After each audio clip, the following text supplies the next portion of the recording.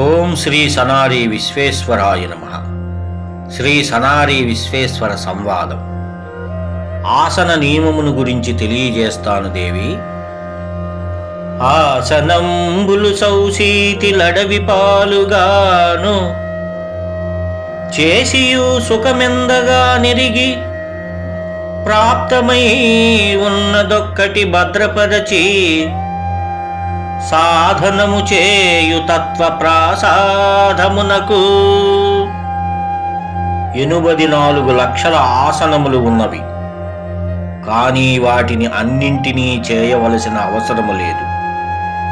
అందులో కొన్ని ఆసనములను సాధన చేసి శరీరమునకు ఆరోగ్యమును సౌఖ్యమును కలగజేసుకొని సద్గురువుచే ఉపదేశించబడిన తత్వప్రసాదము సిద్ధించుకొనుటకు మిగిలిన ఆసనములను విడిచిపెట్టి ఒక ఆసనమును భద్రపరుచుకొని ఆ ఆసనము ద్వారా తపోనియము వృత్తిని కొనసాగించవలెను దేవి. దీనినే ఆసన నియమము అని అందురు.